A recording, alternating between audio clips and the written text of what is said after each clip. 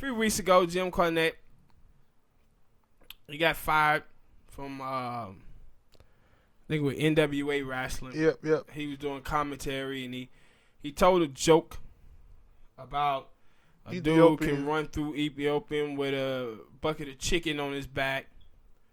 And then was another video came out where he was being racist to a fan, a black fan.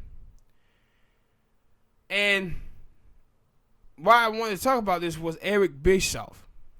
And I believe Eric Bischoff had it correct, what he said. He said, Jim Cornette is one of the old school guys that don't want to change. And he wasn't talking about him being racist, anything like that. He was just saying that he believes in the old way of doing wrestling, and he don't want to change. And he said that's been the problem with Jim Cornette.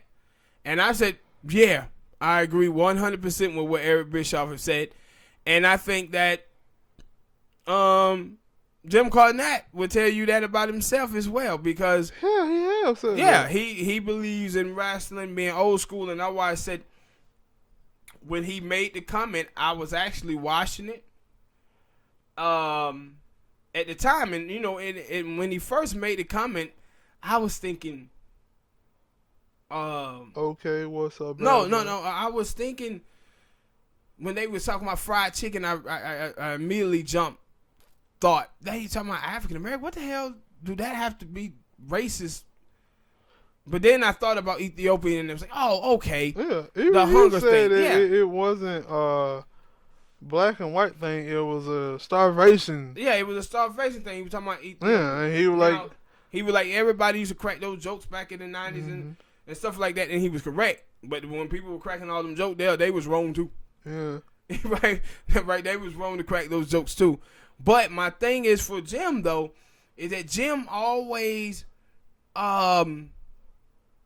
he always looked to get that reaction from the crowd, and that's what it was in old school wrestling. Like, it's great video of him and New Jack where he tells New Jack to go out there and tell that OJ joke about, hey OJ, good job, 2 down, many more to go, we got your back, baby. Now Jim Cornette tell him to go tell this joke in front of an all-white crowd.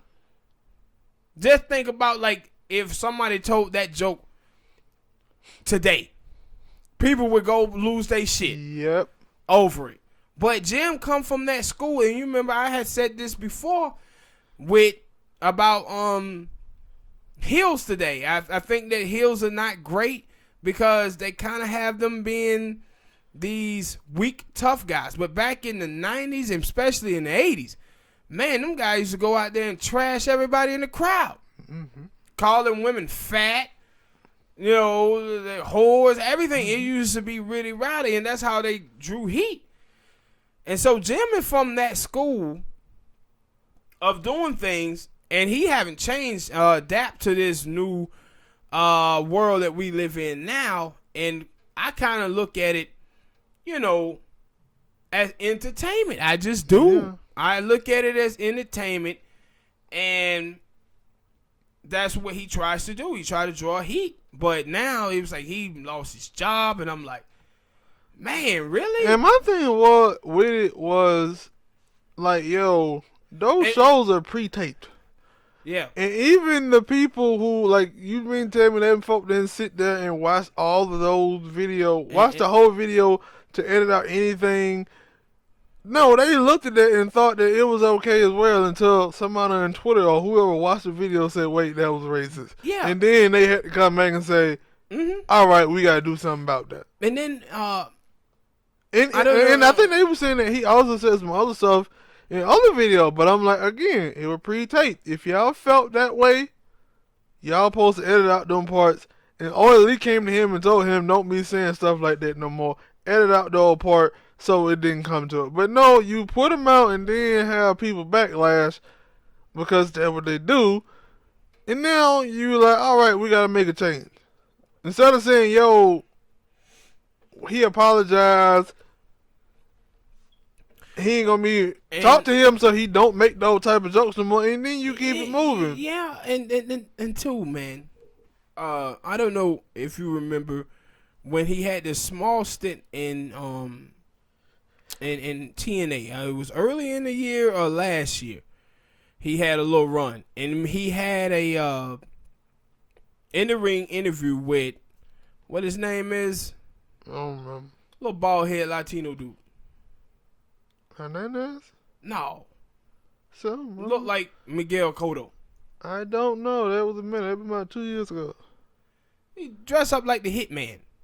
Oh, Low-Key. Yeah, Low-Key. And he was doing an interview with them. And this was that time where Low-Key was start acting like, you know, he was part of LAX. Yeah, he wasn't getting a big enough push. Uh-huh. And they went into a racial thing then. And I thought it was just entertainment.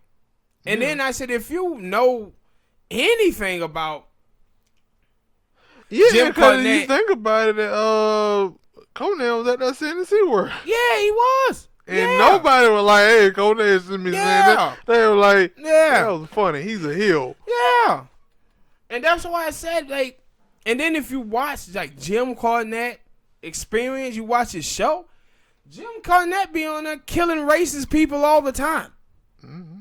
That was when I seen he be all on, you know, racist Trump supporters. He be saying all that. Dude, I seen that punk ass Mark Henry, like, yeah, man, please, Jim Cornette.